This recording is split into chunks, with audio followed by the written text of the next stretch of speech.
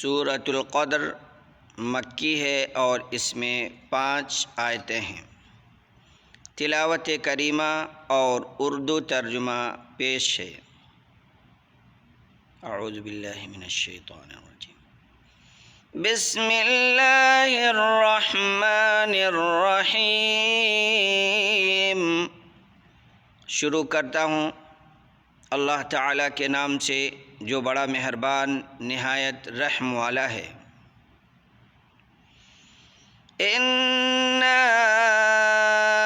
أَنزَلْنَاهُ فِي لَيْلَةِ الْقَدْرِ، یقیناً ہم نے اسے شب قدر میں نازل فرمایا، یعنی قرآن اتارنے کا آغاز کیا یا لوح محفوظ سے اس بیت العزت میں جو آسمان دنیا پر ہے ایک ہی مرتبہ میں اتار دیا، اور وہاں سے حسب ضرورت نبی اکرم صلی اللہ علیہ وسلم پر اترتا رہا، یہاں تک کہ 23 سال میں پورا ہو گیا، اور لیلۃ القدر رمضان میں ہی ہوتی ہے، جیسا کہ قرآن کی آیت شہر رمضان الذی انزل فیہ القرآن سے واضح ہے۔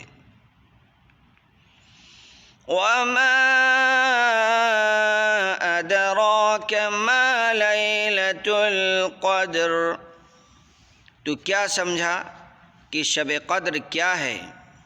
اس استفہام، اس سوال سے اس رات کی عظمت و اہمیت واضح ہے، گویا کہ مخلوق اس کی تہ تک پوری طرح نہیں پہنچ سکتی، یہ صرف ایک اللہ ہی ہے جو اس کو جانتا ہے۔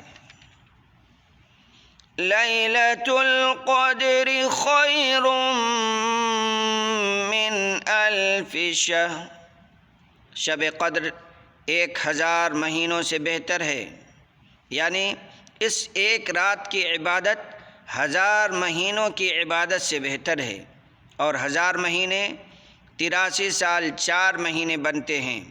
یہ امت محمدیہ پر اللہ کا کتنا بڑا احسان ہے کہ مختصر عمر میں زیادہ سے زیادہ ثواب حاصل کرنے کے لیے کیسی سہولت عطا فرمائی۔ تنزل الملائکۃ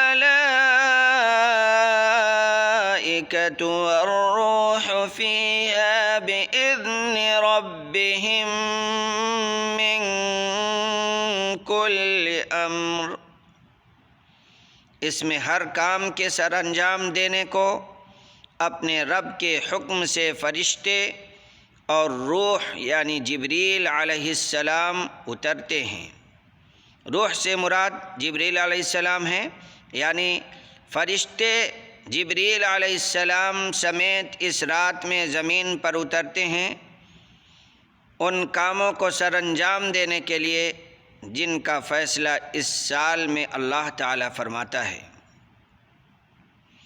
سلام ہی حتی مطلع الفجر، یہ رات سراسر سلامتی کی ہوتی ہے اور فجر کے طلوع ہونے تک رہتی ہے،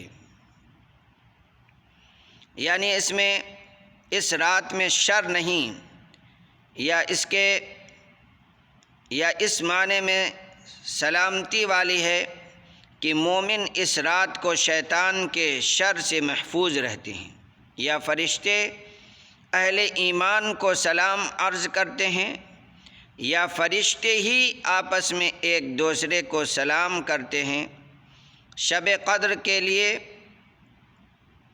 نبی اکرم صلی اللہ علیہ وسلم نے بطور خاص یہ دعا بتلائی ہے، اللہم انک عفو تحب العفو فاعف عنی، رواہ الترمذی۔